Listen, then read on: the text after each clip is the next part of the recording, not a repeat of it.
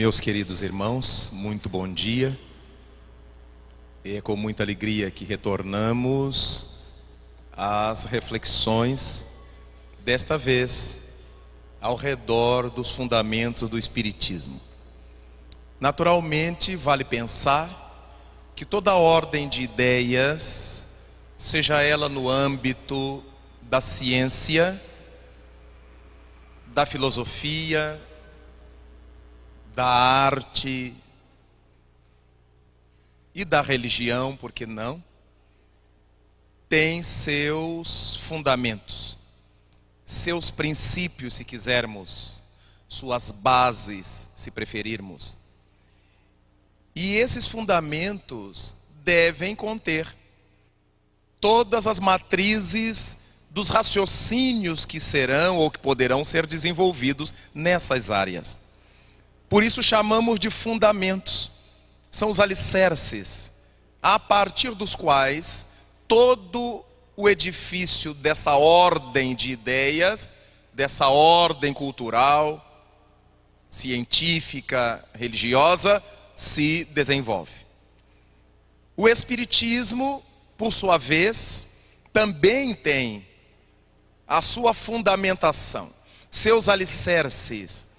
E se nós fôssemos mais rigoristas, diríamos que o Espiritismo tem um único alicerce.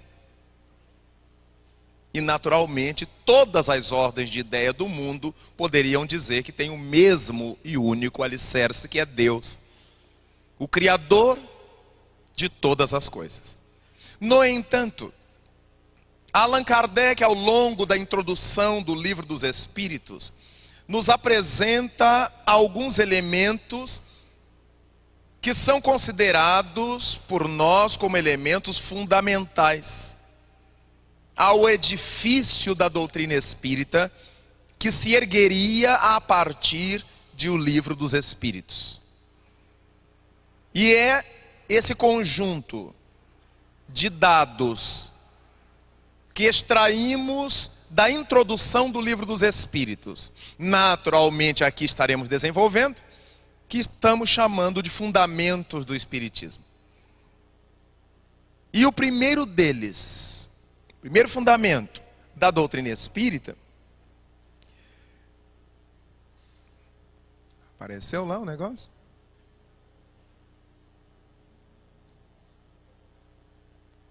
Márcio, socorre aí. Tem que dar o Enter. Fundamentou. Isto. Primeiro é a existência de Deus. Quando nós pensamos na existência de Deus à luz do Espiritismo, surge uma coisa muito interessante. Porque nós dizemos assim: Deus é a inteligência suprema, a causa primária de todas as coisas, conforme a resposta à pergunta número 1 do Livro dos Espíritos. Ora, quando nós dizemos que Deus é a inteligência suprema, a causa primária é a causa primeira. Todas as causas de qualquer coisa que venham depois são causas secundárias. São causas que já tiveram sua causa. São causas em segundo plano, em terceiro plano. Como nós dizemos assim: construímos a casa a partir do tijolo. O tijolo para a casa é uma coisa primária, mas o tijolo já veio do barro, que é primária antes dessa primária. Então o tijolo já é secundário, se a gente partir da sua origem, que é o barro. Então, quando nós falamos que Deus é a inteligência suprema, mas é a causa primária, é a causa primeira, é a base da base, nós estamos querendo dizer que Deus é o fundamento de todos os fundamentos. Não tem nada antes. É a causa primeira, é a causa primária, é a causa causadora. Todas as outras causas que a gente vai encontrar pela vida fora já saem, já partem dessa causa primária, dessa causa primeira, dessa causa das causas. Mas o que é isto?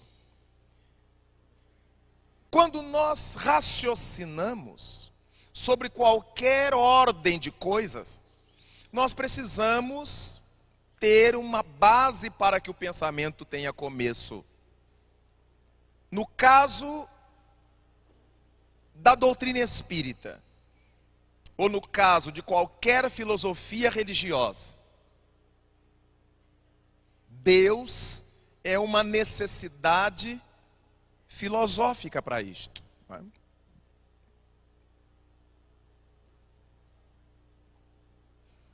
Você faz favor, então você maneja isso aqui para mim. Senão eu vou me perder aqui nesse negócio. Já que está à mesa, aí ganha o salário. Pode seguir adiante. Aí. Quando nós falamos de Deus, causa primária, já estabelecemos que é a causa que deu causa às outras causas. Mas agora nós temos uma necessidade filosófica de estabelecer origem para as coisas. Há um notável físico chamado Dr. Paul Davies, da Universidade de Sydney, na Califórnia, na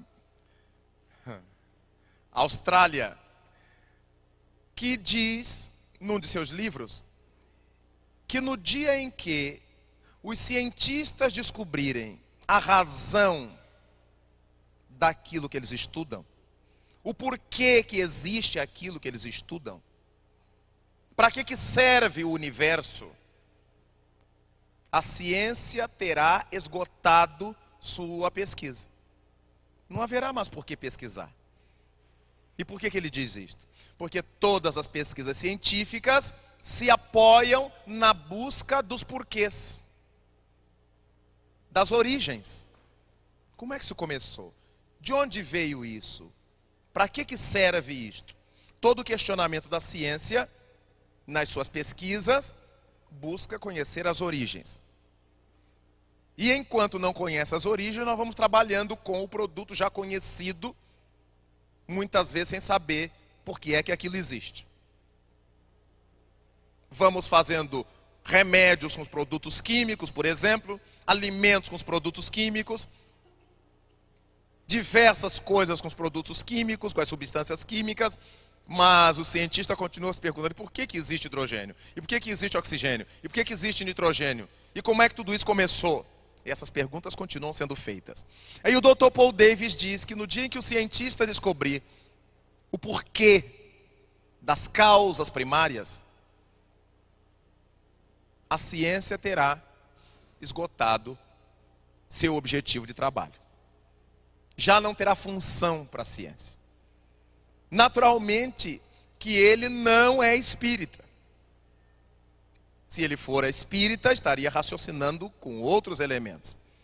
Para o cientista, de maneira geral, esse conhecimento fundamental das coisas não existe ainda. Por isso é que, quando nós falamos da existência de Deus como um fundamento da doutrina espírita, é uma necessidade intelectual, antes de ser uma necessidade religiosa. O ser humano tem necessidade de saber as origens das coisas, o porquê de tal coisa existir. Quando nós falamos de Deus, Deus se torna um patamar filosófico para os nossos raciocínios, antes de ser um elemento de crença para a nossa fé, um suporte para a nossa fé. É uma necessidade filosófica para o nosso juízo. Daí, todas as religiões que trataram Deus como alguém, se perturbaram no meio do caminho. Porque as causas não podem ser pessoais. As origens do universo, da vida, não são pessoas, não são indivíduos, são causas. E a doutrina espírita, dentre as diversas doutrinas espiritualistas, foi a que mais acertou na questão de Deus, exatamente porque não o define como um ser, como uma criatura, mas sim como uma causa. Quando Allan Kardec pergunta o que é Deus, vejamos, ele pergunta o que é Deus. Tem que ser coisa, tem que ser algo. Não pode ser alguém, não pode ser ninguém. O que é Deus? E o Espírito de Verdade responde: Deus é a inteligência suprema do universo. A inteligência não é pessoal. A inteligência não é individual. A inteligência é algo. A causa primária de todas as coisas. A partir disso, se nós estivermos tratando Deus dentro da filosofia, será fácil admiti-lo, porque é a causa primária. Não é um velhinho de barba branca sentado num trono de olhos verdes, olhos azuis, de cajado na mão. Porque se for um velhinho, eu tenho que perguntar: e esse velhinho nasceu de quem? Quem é que é o pai dele? Mas se eu penso numa causa que não tem corpo, que não tem forma, eu posso pensar num criador não criado por necessidade filosófica. Se eu quero que Deus seja a origem de tudo, meu cérebro exige, minha mente exige que ele não tenha sido criado por nada nem por ninguém. Se não, vejamos, se eu estabelecer que aqui está Deus, que teve um Criador, então o Criador desse Deus é que será Deus. E quem criou o Criador de Deus? Aí eu acho um Criador por Criador de Deus, então esse Criador do Criador é que será o Criador verdadeiro. Para onde eu remonte o raciocínio, onde eu chegar, aí estará Deus. Por mais eu vou para trás, eu vou buscando quem criou, quem criou, quem criou. Então quem criou tudo é que será Deus. Não há como eu fugir disso. Onde meu raciocínio parar, aí está Deus. A origem é filosófico. Allan Kardec, no Livro dos Espíritos, estabelece: se nós quisermos inventar um outro sistema, vamos entrar num labirinto sem saída e naturalmente nos levará à loucura. Se eu digo assim: esse menino está aqui, quem é o pai dele? Eu digo: é esse. E a mãe é aquele. Então está resolvido.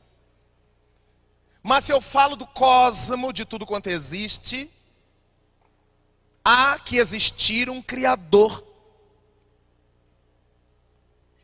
que não foi criado por ninguém. É uma necessidade filosófica. Porque onde eu jogue esse Criador, é Deus que eu estou falando. A causa causadora de tudo tem que ter um começo. É que será Deus. Então ninguém precisa bater biela. Admitamos que Deus é o Criador não criado do universo. Sossegamos. Se eu quiser perguntar quem criou Deus, eu pergunto. Porque quem criou Deus é que será Deus. O negócio é que eu não vou ter saída. Qualquer criador antes do Criador é que será o verdadeiro Criador de tudo. Isso, vocês podem fazer exercício em casa, procurar. Depois eu vou levar cigarro e maçã para vocês no manicômio. Tá? Porque a gente começa a pirar. Né? Eu fico querendo achar o que está atrás e não tem. É uma elaboração do raciocínio. Eu tenho que começar daqui. A partir de Deus, a partir da concepção de Deus, Criador não criado de tudo quanto existe, aí eu começo a raciocinar. Aí eu começo a pensar em termos de Deus, de ser espiritual, etc. Vejamos que quando chegamos no campo da ciência formal, nos deparamos com o mesmo conflito. Hoje ainda, embora já esteja em discussão, hoje ainda se admite que a teoria mais aceita para a origem do universo seja a teoria do Big Bang, da grande explosão. E a partir dessa grande explosão, alguns milésimos de segundo depois, estava criado o universo. O tempo e o espaço nasceram daí. Tudo bem. Aí a gente raciocina e constrói o edifício científico. Mas se nós pararmos para discutir isto bem, aprendemos que a grande explosão, o Big Bang, se estabeleceu a partir de um conjunto de partículas que se aglomerou e a pressão das partículas de fora foi tensionando as partículas de dentro. Foi comprimindo as partículas de dentro, e as partículas de dentro, em nome da lei de causa e efeito, foram respondendo, pressionando para fora, até chegar a um ponto em que houve a grande explosão. Ninguém discute isso. Mas estamos falando da origem do universo. Aí complicou. Porque se estamos falando da origem do tempo e do espaço, de onde é que saíram as partículas para se juntar, para explodir depois? E as leis internas, pressão, corresponde a uma lei interna, interação entre partículas. De onde é que veio isso? Já tinha uma coisa complexa existindo. Aí a gente tem que pensar um monte de vezes, espera aí. Com a ideia de Deus já não se passa isso. Se eu falo que se juntaram partículas que explodiram, eu tenho o direito de perguntar: e essas partículas vieram de onde se não existia universo, não existia nada?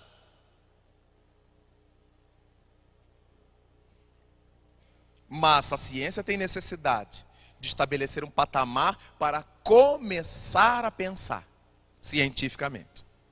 E tudo que se fez em ciência até hoje se pautou em cima da teoria da grande explosão. E ninguém morreu por causa disso. E os cientistas estão aí gloriosos no mundo em cima disto. Porque o cérebro humano, a mente humana, necessita de um ponto de apoio para construir suas ideias. Se nós formos discutir a filosofia, que tem as suas várias escolas, suas várias vertentes, e eu começo a discutir a filosofia a partir da ideia do cogito. Eu existo, eu cogito. A ideia da existência do ser pensante. Quem é que filosofa? Só quem pensa. Filosofar é questionar em torno das coisas que estão ao nosso derredor. Quem é que eu sou? Por que eu estou aqui? O que é isto? O que me cabe fazer? Por que eu sofro? Por que eu amo? Por que eu odeio? Então são questões que nos levam a um tipo de raciocínio ao qual chamamos filosofia. Por quê? Porque nos leva à busca do saber. Filosofia de filos, mas ofos. Tá? Então, é amigo do saber. Ou amigo da sabedoria. Ou aquele que busca o saber, ou aquele que busca a sabedoria. Filosofar é buscar o saber. Então existe filosofia em todas as áreas da vida. Na religião a gente filosofa, nas artes a gente filosofa. Nas ciências nem se fala. Cada tipo de ciência tem uma ordem de indagações própria. Então Deus para nós, espíritas, e crentes de uma maneira geral, é uma necessidade filosófica para apoiar toda a nossa construção intelectual em torno da crença. Caso contrário, nos fanatizamos, porque a gente não sabe por que está pensando aquilo. Começamos a pensar a partir de um recorte que alguém nos deu.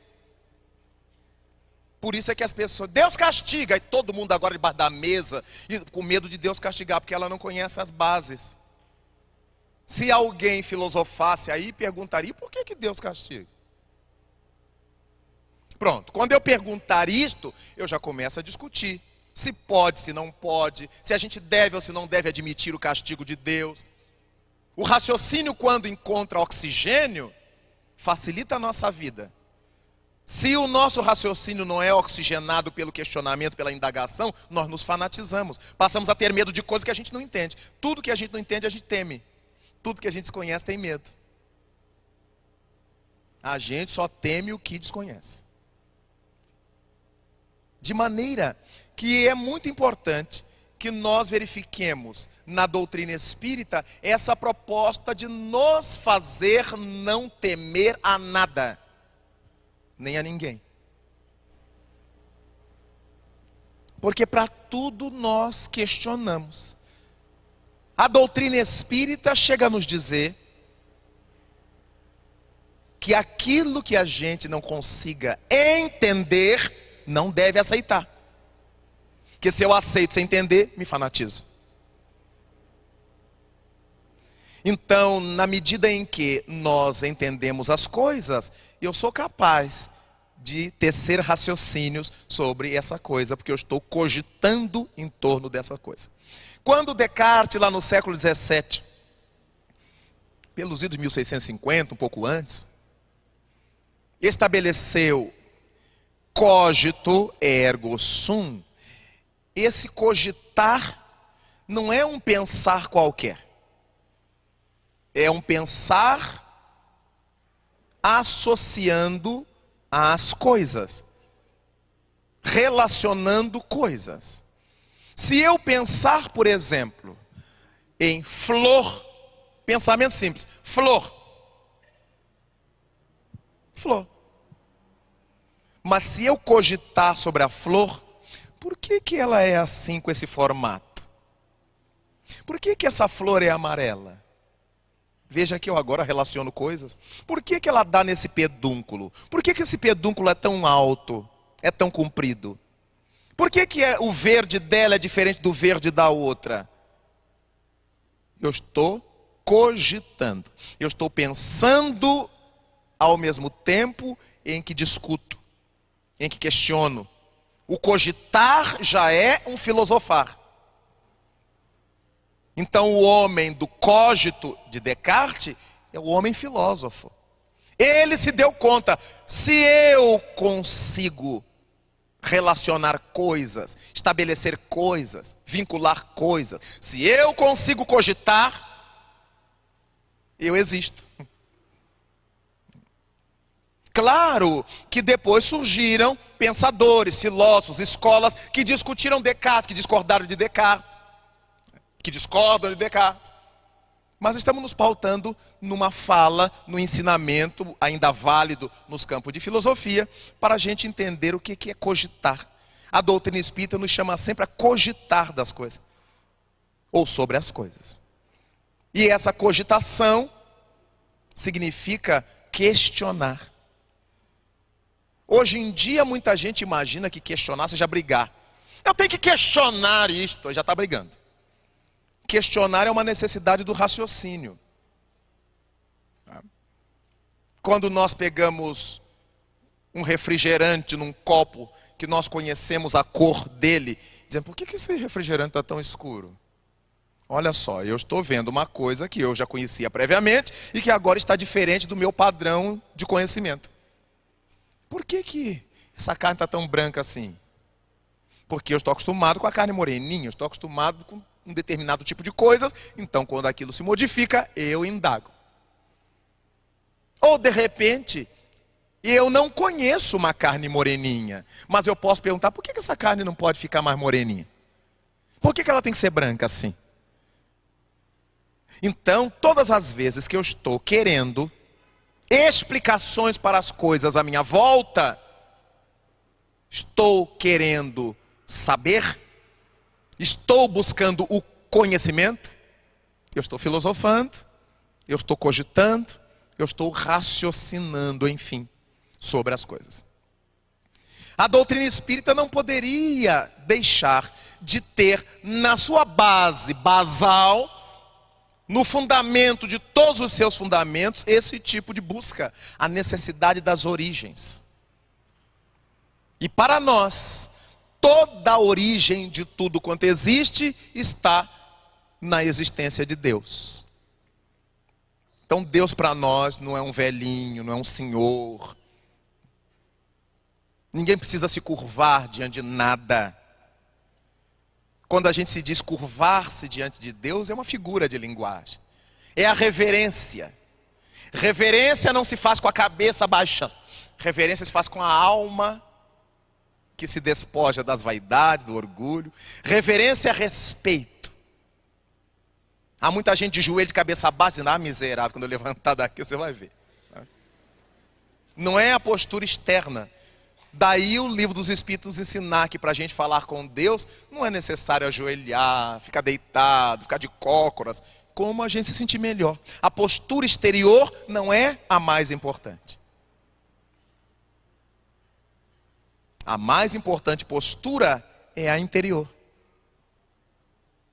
Daí Jesus dizer assim, quando orardes, entrai para o vosso aposento, orai em secreto. Veja que isso é importante. Agora, se a gente vai ajoelhar, você vai ficar de pé, você vai ficar de cócoras, você vai deitar, você vai botar os pés para cima, plantar bananeira, do gosto de cada um. Também ninguém pode dizer que alguém que ore ajoelhado não está orando, que alguém que ore de cócoras não esteja orando. Também não se pode dizer isto. Mas o que a doutrina espírita diz é que nada disto é importante porque a gente quer fazer por dentro. As posturas externas não dizem nada.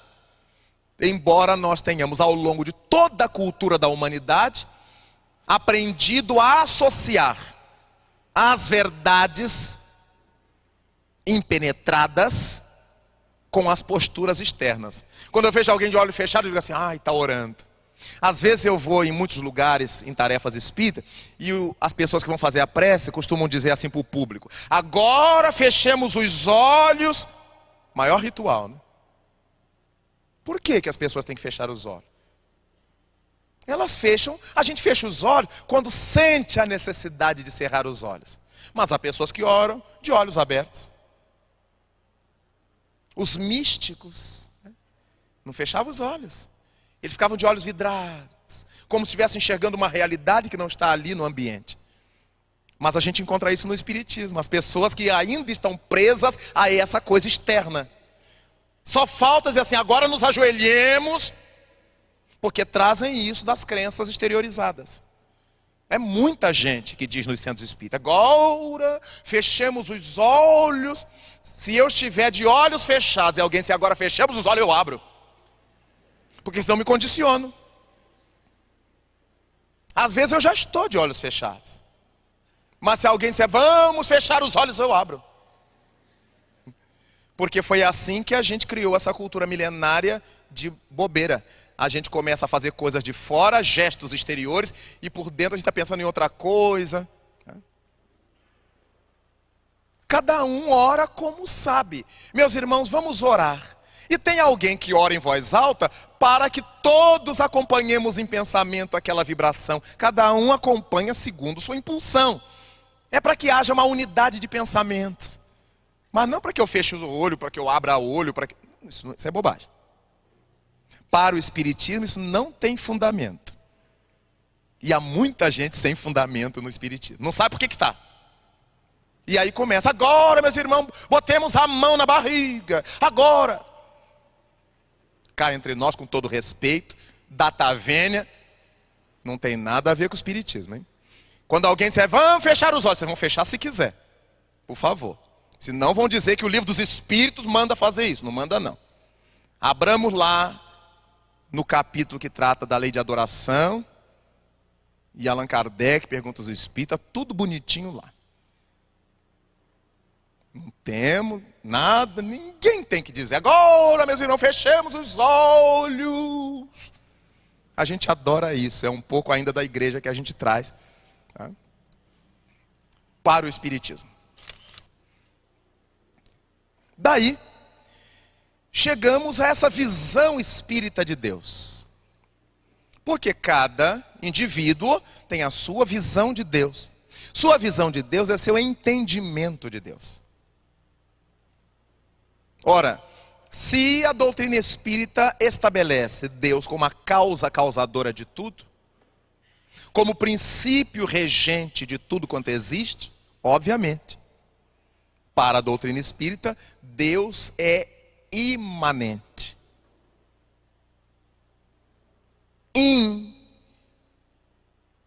Imanente. Está dentro das coisas. Tudo quanto existe tem a presença de Deus, que enche o cosmo, que enche o universo. Então não pode haver nada no cosmo, não pode haver nada no universo sem o dedo de Deus, sem a presença de Deus, sem o hausto de Deus, como quisermos dizer. Uma partícula de ar tem Deus ali.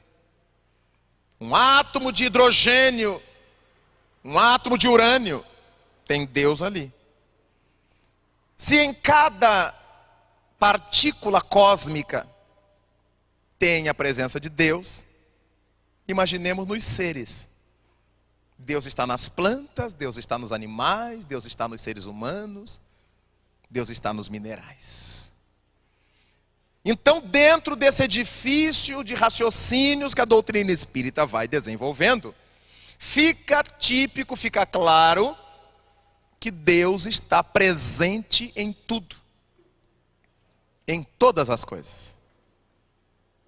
Aí eu encontro companheiros espíritas, cá entre nós, que ninguém escute. Não, a minha filha vai casar na igreja porque eu quero que ela se case diante de Deus. Eu digo, olha só, hein? Já sequestraram Deus e puseram dentro da igreja. Meus irmãos, se a gente se casar na beira da praia, no topo da montanha, no meio da selva, no meio da rua, na hora do trânsito, do rush, né? Para os carros aí que eu vou casar, gente. Deus está ali. Para a cabeça que pensa que Deus está em todas as partes do universo, agora eu dizer que eu vou me casar na igreja, que Deus está lá, porque eu quero me casar na presença de Deus, cá entre nós, sem forçar nada, é uma debilidade mental. Porque eu estou me desmentindo, eu digo que Deus está em toda parte, mas na hora de casar, tem que ser lá onde Deus está, afinal de contas. Claro que Deus está nas igrejas, mas não preso. Ele está nas igrejas, porque em cada coisa do universo Ele está. Nos átomos dos candelabros, das luminárias, Deus está. Então Deus está nas igrejas, como está nas ruas, nas praias, nas montanhas, em toda parte. Nós precisamos nos pautar nos princípios que a doutrina espírita nos dá para viver melhor. Se eu sei que Deus está em toda parte, como é que eu tento fazer coisas escondido? Quero que ninguém veja. Não precisa ninguém veja. Mas as religiões tradicionais criaram uma imagem de Deus para nós tenebrosa, a partir da ideia de que eu tinha que ter medo de Deus. Eu me lembro que eu era menino, e eu era um menino muito religioso, muito crente, e chegou-me às mãos uma imagem da Santíssima Trindade. Então tinha um olho dentro de um triângulo. Era o olho de Deus. Aí eu ia ao banheiro, eu tapava a fechadura, porque aquele olho me causava mal-estar. Imaginar que tem um olho lhe olhando é uma coisa horrorosa. Tudo que a gente ia fazer tinha a ideia do pecado, porque o olho, aquele olho está nos olhando. Os olhos de Deus estão em nós. Deus está em nós. E os olhos de Deus em nós se chama consciência. Não precisa ninguém dizer que a gente errou, que a gente acertou. A gente sabe. Por isso Kardec pergunta, onde está escrita a lei de Deus? Pergunta 621 do Livro dos Espíritos. E os Espíritos respondem com 2 palavras: na consciência. E a consciência está onde? Será que a gente já parou para pensar nisso?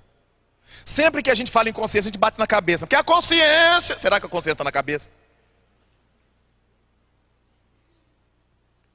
Mas se eu espetar meu dedão, eu digo, ai, eu senti uma dor danada lá no dedão do pé, que se refletiu no meu sistema nervoso e que eu senti cá dentro.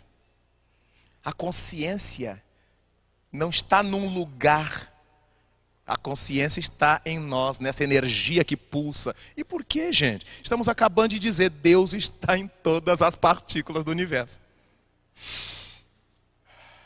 Inspirei Deus à vontade. Expirei Deus à vontade. A consciência, essa capacidade de ajuizar as coisas, vem exatamente do cogito, que nós falamos há pouco. Por que é que eu pergunto? De onde é que eu vim? Porque eu tenho consciência de que eu devo ter vindo de algum lugar. Senão não haveria sentido para essa pergunta. O que é que eu estou fazendo aqui? Eu tenho uma consciência embrionária de que eu tenho que estar aqui por algum motivo. Então essa lei de Deus, ela está diluída em nós, ela está impressa em nós, não na cabeça, mas em cada um dos átomos que formam as moléculas, que formam as células do meu corpo. Eu tenho Deus em todo o meu ser físico e em todo o meu ser espiritual. A tal ponto que em O Livro dos Espíritos nós aprendemos que quando nós estamos desencarnados, quando estamos fora do corpo, nós enxergamos pelo todo. Embora a gente veja o espírito lá com 2 olhos, mas ele não está enxergando pelos 2 olhos. 2 olhos é o remanescente da forma física que a gente leva para o além. Mas o espírito enxerga pelo seu todo, porque ele emite, ele vibra. Quando nós estamos reencarnados, nós precisamos localizar esses sentidos. Aí nós temos 2 olhos. Mas há experiências parapsicológicas conhecidas no mundo em que o sujeito enxerga com a ponta do dedo. É uma transposição de sentido. Como o cego, né? Ele passa o dedinho ali e aquela identificação que ele faz é uma leitura, é uma visão que ele tem das coisas. Com a ponta do dedo a gente não enxerga como enxerga com o olho. A gente enxerga porque capta o que aquilo é. O que o olho faz. De modo que, quando nós estamos fora do corpo carnal, nós ouvimos pelo todo. Agora, Deus é tão perfeito, às vezes eu raciocino um pouco. Há dias que eu raciocino. Deus é tão perfeito que quando nós reencarnamos, Ele localiza isto. E mesmo assim, o que existe de fofoqueiro no mundo, imaginemos se encarnados a gente pudesse ver pelo todo. Se a gente enxergando com 2 olhos já faz uma fofoca tremenda.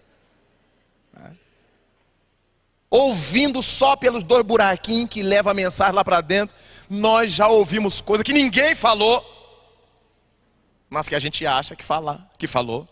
Imaginemos se nós ouvíssemos pelo todo. Então Deus, para nos poupar de maiores dissabores, localiza isto. Então eu passo a enxergar com os olhos. Eu passo a ouvir com os ouvidos. Eu falo com a minha boca. Mas eu sei, todos nós sabemos, que eu estou falando por todo o meu ser. Aquilo que eu falo, eu já emiti, porque eu penso antes. Às vezes nem falo, mas já pensei e já emiti. Então eu falo pelo meu todo, porque no mundo espiritual, não é pela boca que a gente escuta o outro falar. Parece que é, mas ele está emitindo. os pensamentos. E nós captamos por uma coisa chamada telepatia, captação à distância. E é por isso que a gente afirma no Espiritismo assim: Deus é onisciente.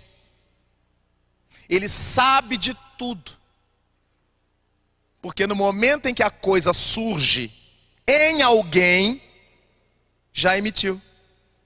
Esse alguém já emitiu para o cosmos. E por que Deus sabe? Porque Deus está presente em cada partícula do cosmos, a começar de mim. Aí fica claro eu entender essas coisas. Não é um olho me acompanhando onde eu vá para me atormentar. É uma presença que está em mim. E que está ao meu redor. E que está em tudo quanto existe. O sinete de Deus, o anelzão de Deus, assim, né? Se a gente quiser simbolizar materialmente. Ele pôs lá o sinete dele, o anel na cera. Tá lá. Deus escreve nossa história. E a gente pode imaginar a quantidade de escrivães que Deus precisaria para estar atrás de cada um de nós, escrevendo a história de nossa vida segundo a segundo. Teria que existir um número de escrivães igual ao número de seres humanos. E quem é que escreveria a vida dos escrivães? Claro! E o tamanho desses livros? Se a gente materializar isso, fica complicado admitir. Mas Deus escreve e escreve. Qual é o livro de Deus? O tempo. E a tinta com que Deus escreve? A luz. Que todo o universo é luminoso. Mesmo onde a gente diz que está escuro, que as sombras, existem os raios de luz não visíveis para nós. Os infravermelhos, os ultravioletas e outros ultras e outros infra. Então a luz passa por nós, onde quer que estejamos, em qualquer tempo, em qualquer lugar, a uma velocidade de 300 milhões de metros por segundo, ou 300 mil quilômetros por segundo. A cada segundo ela está levando nossa filmagem para todas as direções, para todo o cosmo. E quem conhece cinema sabe que para a gente formar uma cena, tem que filmar centenas de gestos que compõem a cena numa passagem rápida. Para alguém fazer um gesto de mão, então, há filme para cada momento dessa mão. Ora, a nossa vida está registrada no universo como se fosse uma grande película, um longa-metragem, pela luz. E por isso os espíritos mais avançados que nós conhecem toda a nossa historiografia, que está registrada nessa biblioteca cósmica. Tá? E é por isso que nada do que a gente foi se perde. Está tudo registrado no cosmo, na mensagem da luz que o tempo leva. E nós não podemos ver isso com relativa facilidade, porque nós não dependemos do tempo. Nós, espíritos, somos seres atemporais. Nós fomos criados por Deus em quantos minutos? Em quantas horas? Em quantos dias? Nós fomos criados por Deus num hausto, que não tem nada a ver com relógio. O Gênesis diz uma frase muito bonita quando se refere à luz. Deus queria criar a luz e disse: Fiat lux, faça-se a luz. E a luz se fez. Nós podemos jogar essa expressão do Gênesis para a criação do Espírito. Imaginemos Elohim dizendo: Fiat anima, e a alma se fez. Só que esse "e a luz se fez", na nossa imaginação, sempre fantástica, sempre fantasista, nós temos a sensação da instantaneidade. E hoje os físicos se dão conta de que as coisas que apareceram em a natureza apareceram espontaneamente, mas não instantaneamente.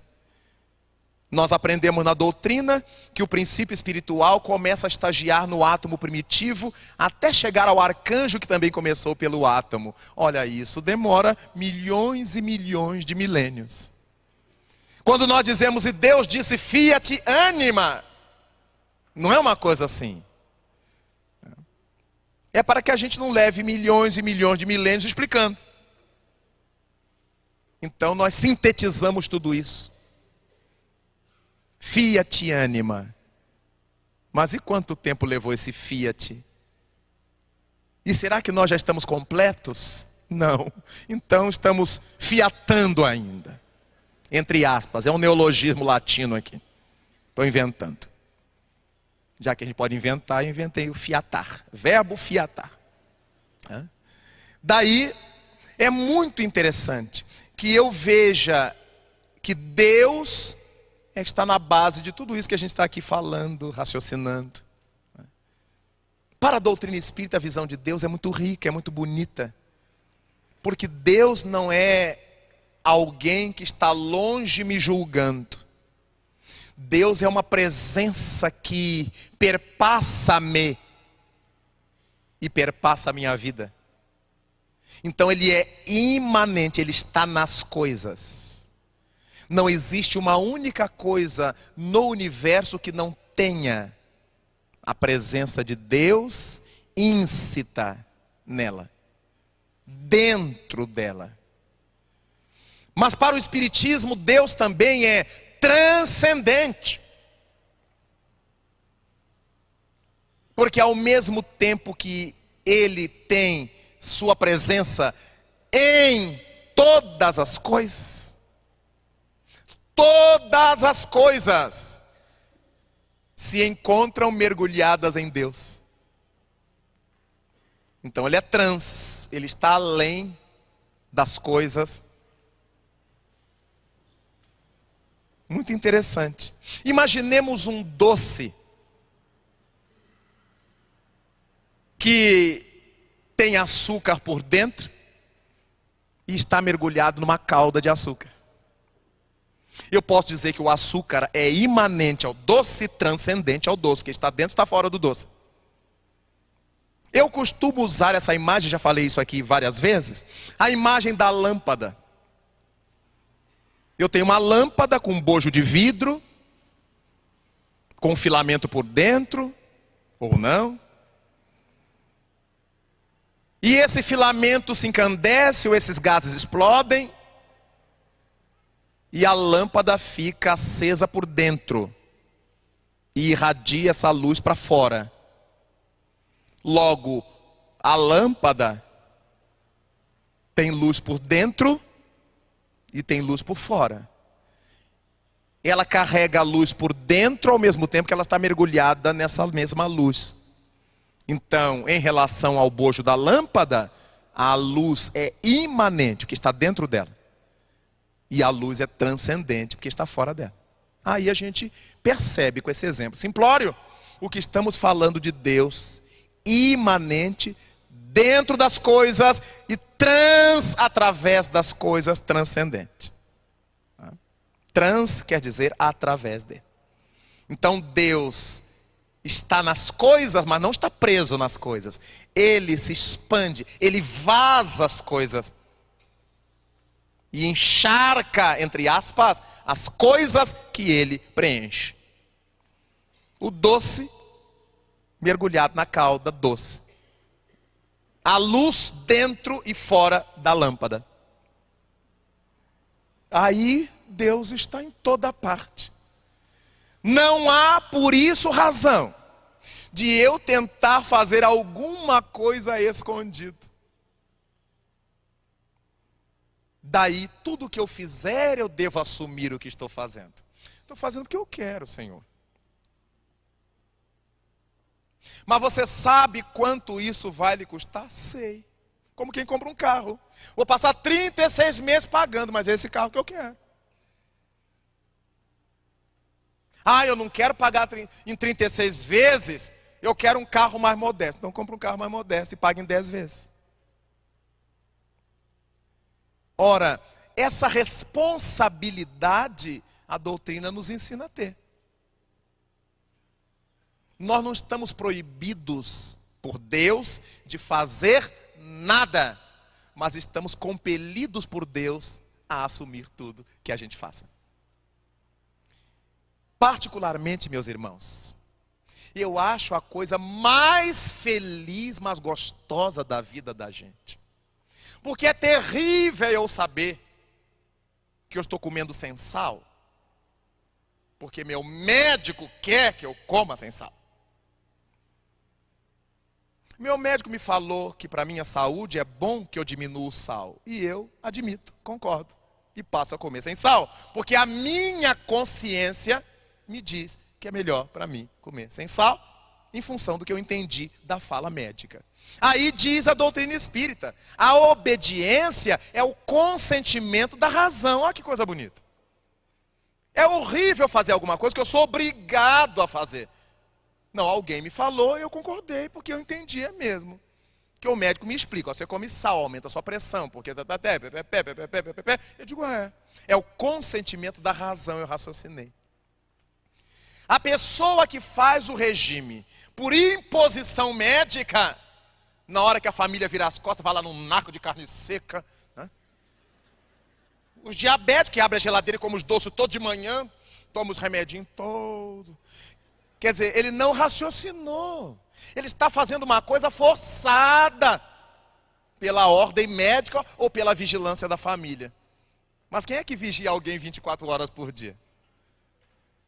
Eu conheci pessoas que punham as comidas que não podiam comer dentro da roupa e ia para o banheiro. Comia no banheiro, levava para o quarto. Eu fui visitar uma senhora em minha cidade, que a filha pediu que a gente fosse lá aplicar passes, e eu fui com a equipe. E aí ela estava deitada, reclinada, e eu fui abraçá-la. Na hora que eu abracei, e tinha a mão assim por trás dela, eu vi um monte de caroço assim, que fizeram barulho. Eu digo, o que é isso?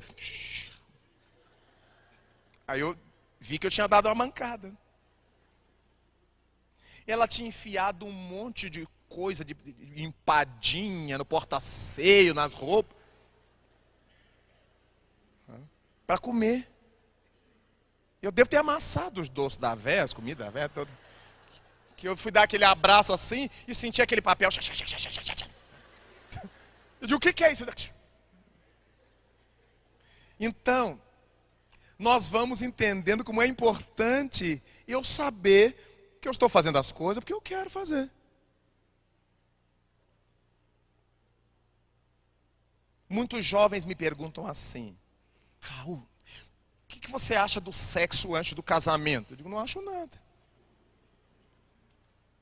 Você quer fazer? Ah, eu quero. Então faça.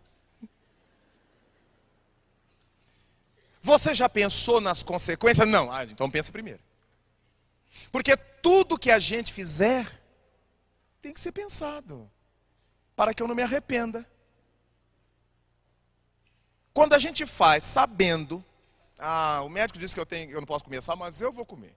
Se a pressão subir, eu tomo remédio. Quer dizer, a pessoa está consciente. O pecado advém da consciência de culpa. Quando a gente faz as coisas e gera culpa, aí é uma tormenta. Mas se eu faço com consciência que eu quero fazer aquilo, não gera culpa. Não, eu sei que eu vou morrer, mas não abro mão da minha cervejinha. É uma opção. Há pessoas que estão com cigarro entre os dedos.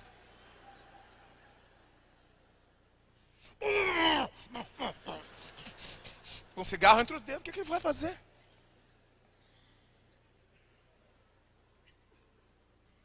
Aí tinha uma senhora numa empresa que eu trabalhei, que dizia para o chefe, que era um senhor exatamente assim, e morreu com enfisema pulmonar tremendo.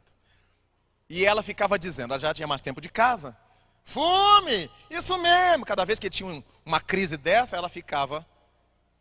Aí ele respondia para ela depois, quanto mais você fala, mais eu fumo. Aí já começava a fazer pirraça. E eu via quanto que ele era tolo. Que ela falava para ele, mas ela era sã. E ele é que era o doente. E desencarnou com enfisema tremendo. E numa crise dessas assim, horríveis.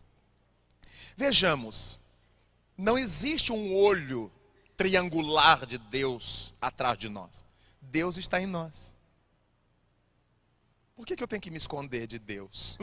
Não existe essa possibilidade. A lucidez que a doutrina nos leva a ter. Onde é que Deus não está, minha gente? Então, se eu quiser brigar com, olha, hoje eu vou rodar a baiana. Eu estou consciente que eu vou rodar a baiana.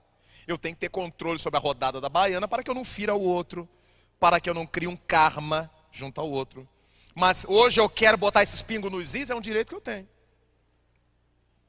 Hoje eu vou chutar o pau da barraca. Chute. Mas veja lá, você não vai arrebentar os pés. Ou esse pau da barraca não vai ferir a terceiros. Mas eu tenho direito de explodir? Tenho. Porque se eu não explodir, eu implodo. Há pessoas que preferem implodir. Eu não falo nada. Eu guardo tudo para mim. Eu guardo tudo para mim. Aí infarta. Cada pessoa tem que saber ser. Tem que se conhecer. E tudo, absolutamente tudo que a gente fizer, a gente deverá fazer depois de haver pensado. É isso que eu quero, Então não vou me arrepender, é isso que eu quero. Já contei aos senhores em outras ocasiões da proposta do Espírito Camilo, nosso benfeitor. Filho, sempre que queiras fazer alguma coisa, pergunte-se ou pergunta-te sobre o depois. E depois? Se o depois te trouxer sofrimentos, você escolha, tu escolhas. Se o depois te trouxer estesias, faça.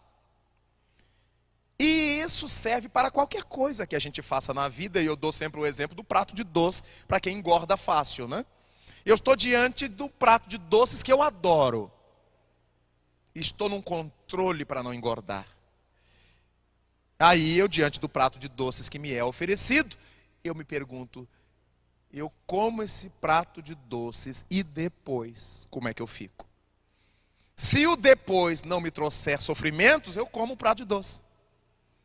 Se a resposta da minha consciência, da minha cogitação, eu como esse prato de doce, depois vai ser um tempo enorme de esteira, de academia, de caminhada, é melhor eu comer um docinho e não o prato inteiro. Vejamos, comemos um docinho, não nos matamos, tá? E se resolve. A minha vontade de comer doce. Há pessoas que me dizem assim, eu pego uma caixa de chocolates, enquanto eu não vejo o último papelzinho, eu não sossego. É uma compulsão chocolatra. Se a gente perguntasse assim, e depois? Comeriam agora, outro de noite, um amanhã.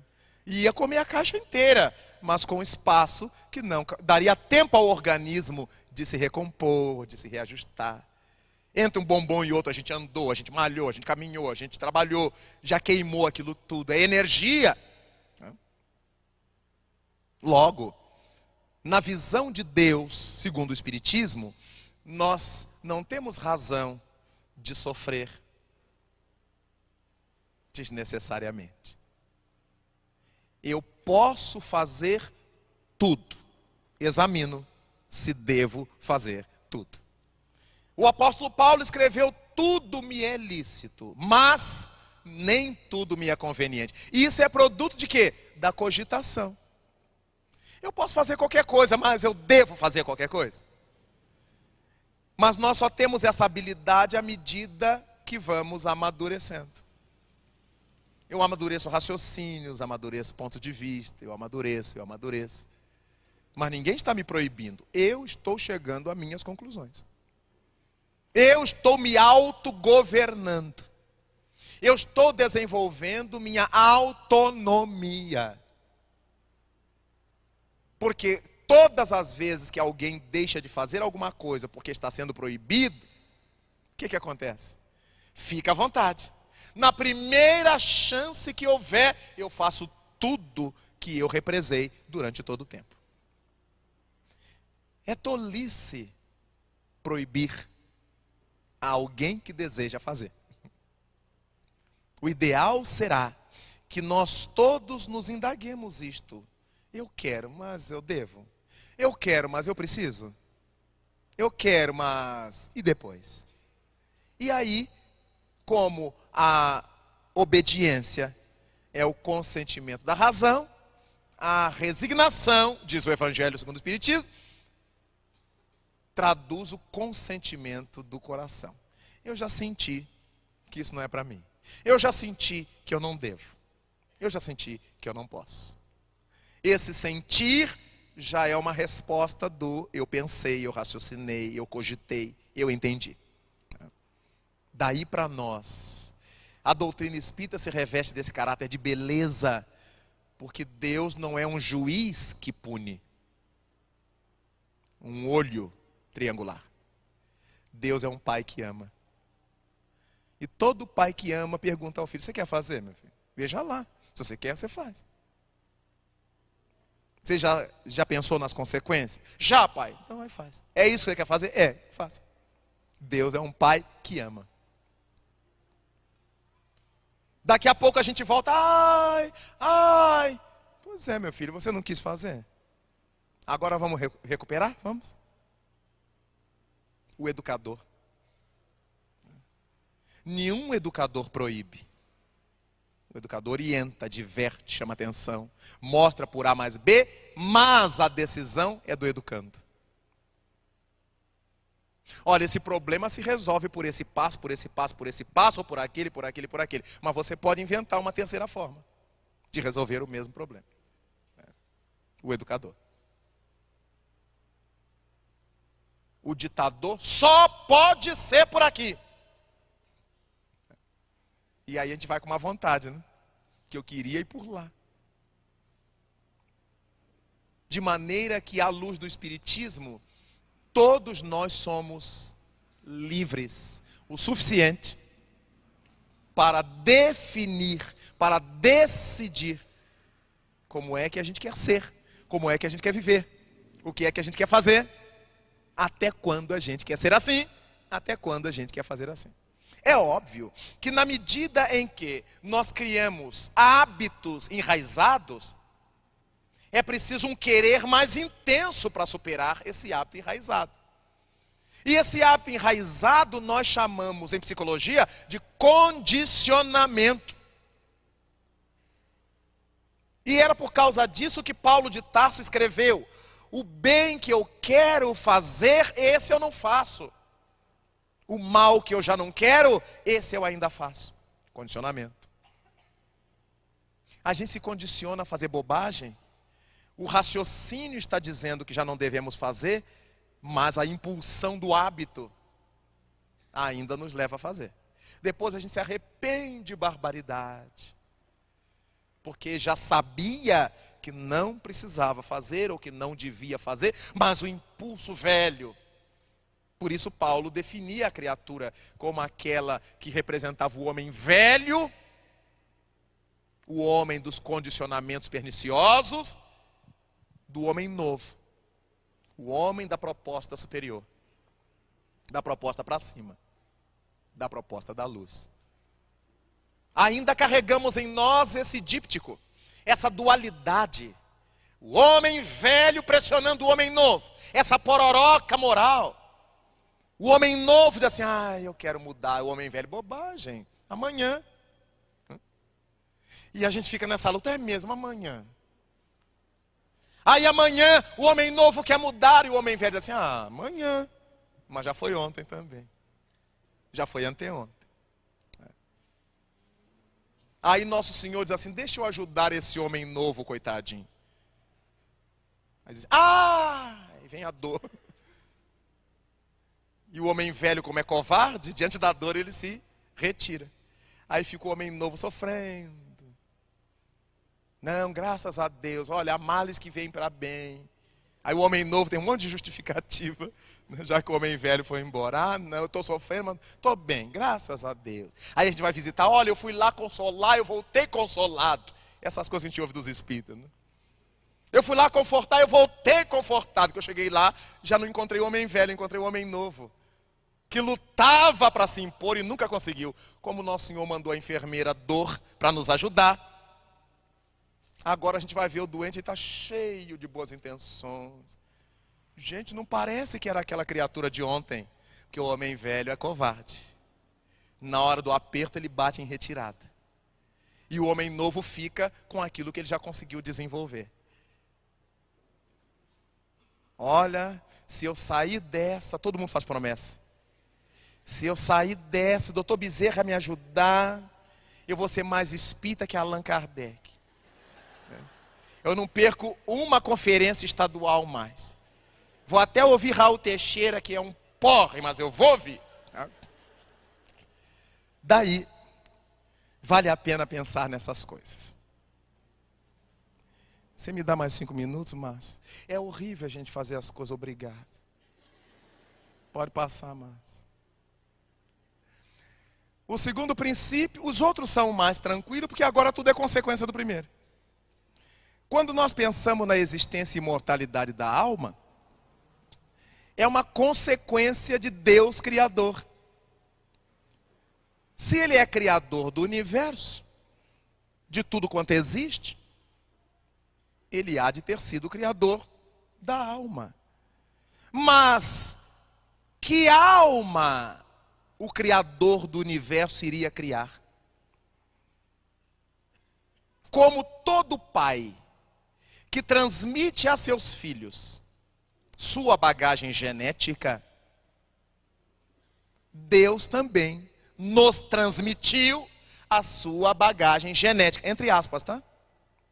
Estamos aqui humanizando Deus. E qual é a bagagem genética de Deus?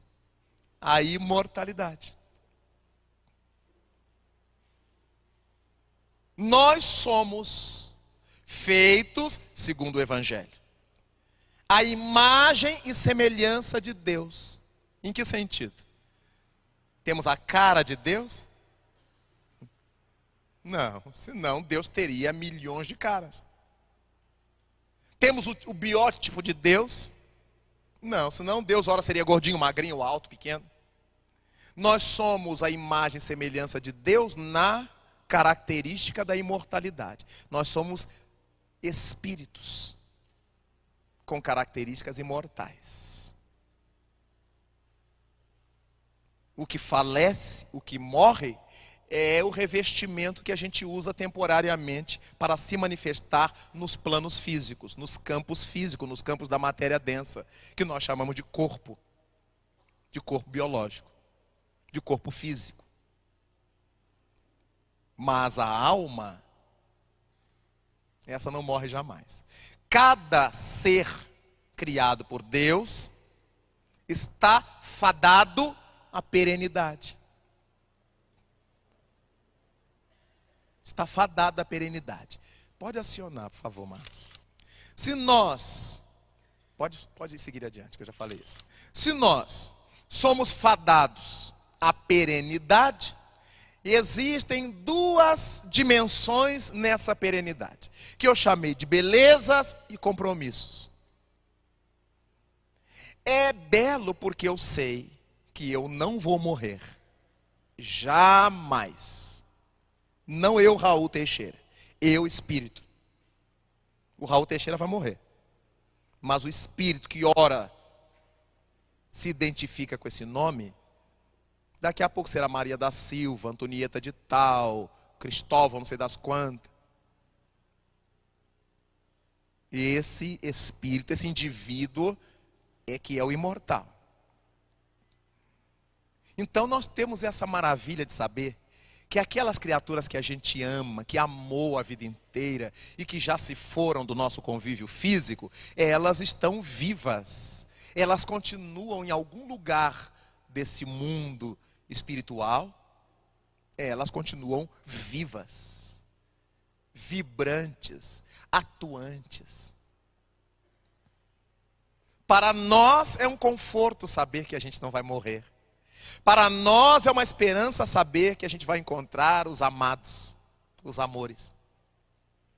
Desta encarnação e das outras. Que em cada encarnação nós vamos ampliando o leque de amores, de afetos, de amigos. E isso tudo é muito gostoso. No entanto, continuam vivos também os nossos inimigos, com os quais eu vou encontrar. A imortalidade é para todos, não é só para os meus amigos. Então eu tenho compromisso que me pesa. Na hora que eu cometo um desatino qualquer, porque eu quis, porque eu decidi, porque meu livre-arbítrio foi dirigido dessa forma, tudo bem. Mas as consequências eu vou ter que arcar com elas. Foi Jesus Cristo que nos disse isso. A semeadura é livre, no entanto a colheita é obrigatória. Logo, se houvesse a mortalidade da alma, seria uma maravilha por um lado, né? Na hora do compromisso.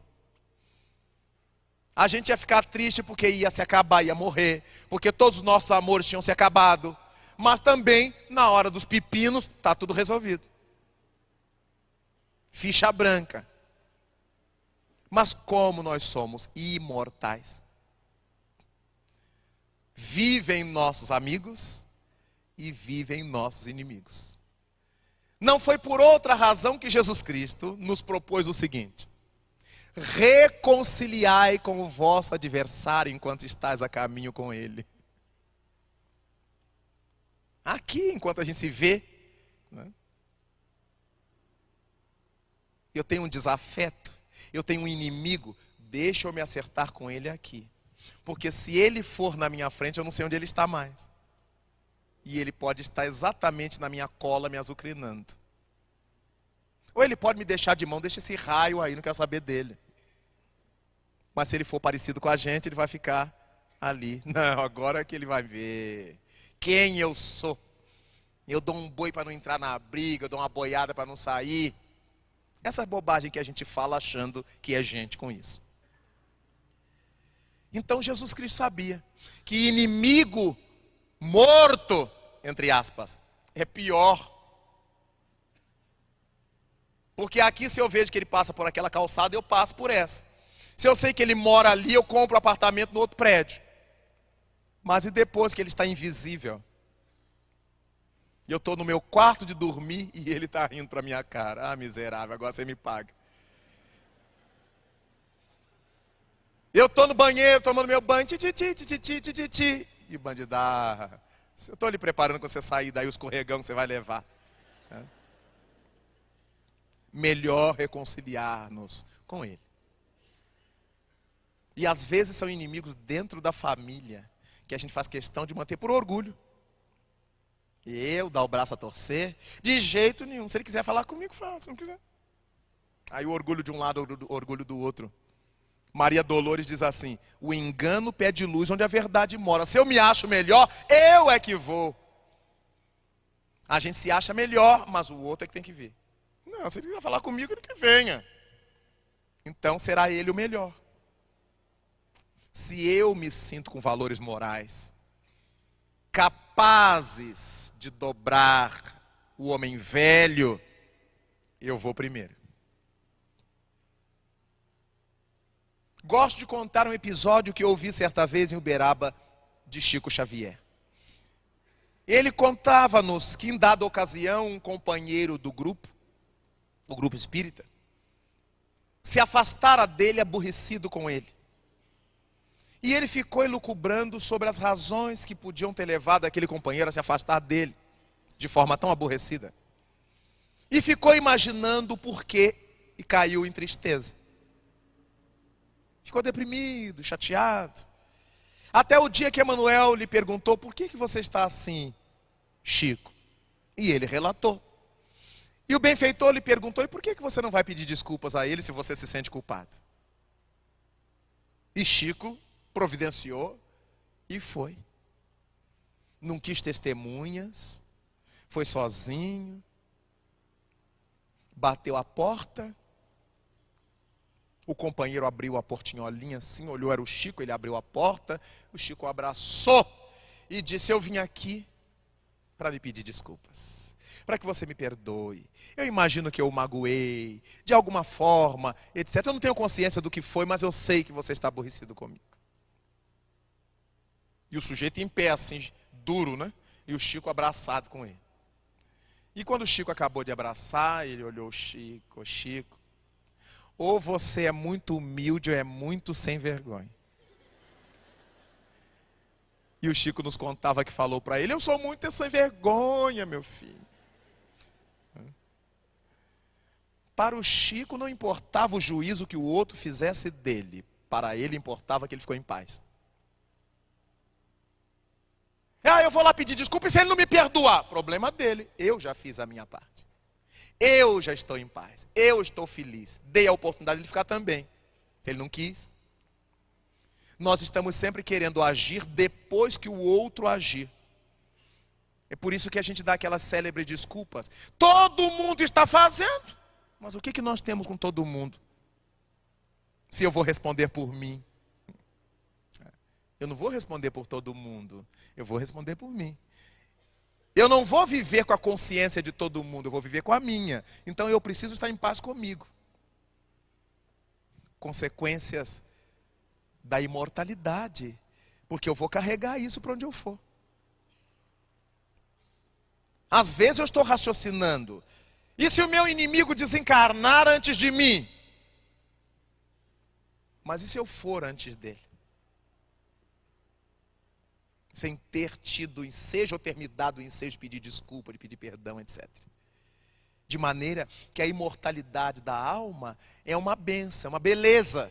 Nós sabermos que somos imortais, mas também é uma coroa de ferro quando nós carregamos culpas, dores, conflitos, compromissos que precisaremos resgatar e que não resgatamos aqui enquanto estávamos a caminho com as pessoas. Quanta coisa a gente vai pensando a partir do cogito, da reflexão, da cogitação, do raciocínio nosso. A última aí. Com isso, nós nos damos conta dessa responsabilidade individual. Por mais que eu diga: eu fiz porque todo mundo fazia, eu fiz porque fulano mandou. Não é verdade. Eu fiz porque eu quis.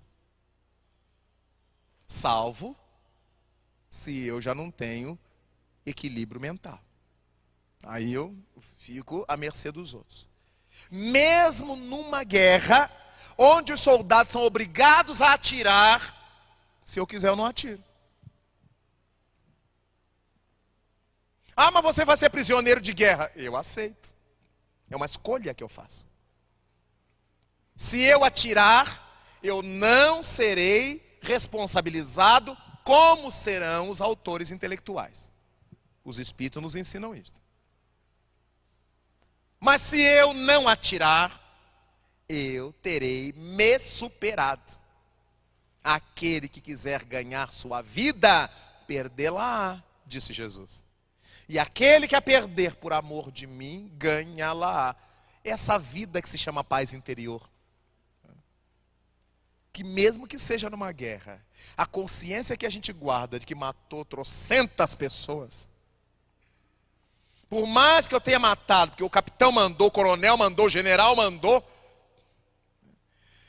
a gente compartilha desse desespero.